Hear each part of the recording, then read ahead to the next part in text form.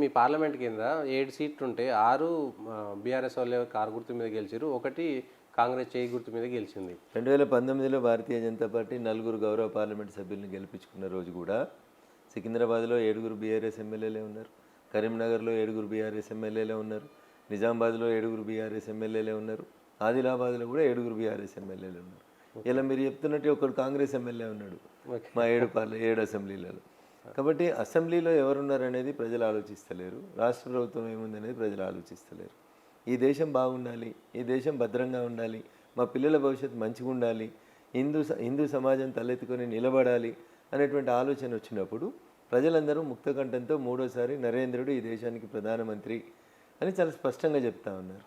నమ్మకం ఉందా మోడీ గారు మళ్ళా మూడోసారి అంటే 2 సార్లు చేసిన తర్వాత ఎవరికైనా కొంత ప్రజా వ్యతిరేకత ఉంటుంది, యాంటీ ఇన్కంబెన్స్ ఉంటుంది. సో ఇది రఘునందన్ రావుకి విశ్వాసం ఉందా, సతీష్ గారికి విశ్వాసం ఉందా అనేది కాదు.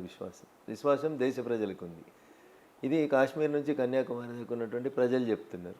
ముఖ్యంగా గృహిణులందరూ కూడా అటువైపు మాట్లాడుతూ ఉన్నారు. ఇది మీ సర్వేనో మా సర్వేనో లేకపోతే మీరు ఇందాక అడిగిన అత్యుత్సాహమా అతి విశ్వాసమా కాకుండా ప్రపంచంలో ఉన్నటువంటి ఏ సర్వే ఏజెన్సీ ఏ రోజు సర్వే చేసినా గత 6 నెలల నుంచి నరేంద్ర మోడీ గారు ముచ్చటగా మూడోసారి ప్రధానమంత్రి కాబోతున్నారు ఈ దేశానికి, దాన్ని ఎవరు ఆపలేరు అని చెప్తున్నారు. అయితే బీజేపీ గెలిచే 400 సీట్లలో మెదక్ ఉండాలా ఉండకూడదా అనేది మా మెదక్ ప్రజలు కూడా ఆలోచిస్తున్నారు.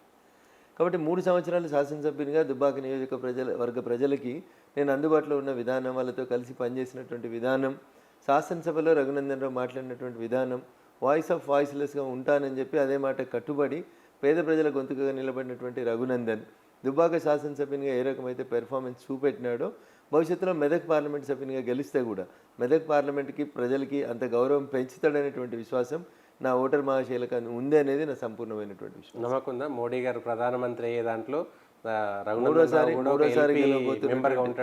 మూడోసారి గెలవబోతున్నటువంటి 18వ పార్లమెంటు సభ్యులలో గౌరవ ప్రధానమంత్రి నరేంద్ర మోడీ గారు ప్రధానమంత్రిగా ఉన్న సందర్భంలో నాకు సంపూర్ణమైన విశ్వాసం ఉంది. మెదక్ పార్లమెంట్ సభ్యునిగా రఘునందన్ రావు వారితో పాటు కలిసి పార్లమెంట్కి పోతారనే విశ్వాసం నాకు ఉంది. మీరు మోడీ గారిని ఎన్నుకుంటారు ఎల్పీ లీడర్గా? దాంట్లో డౌట్ ఎందుకు ఉంటుంది అన్న? Is a leader.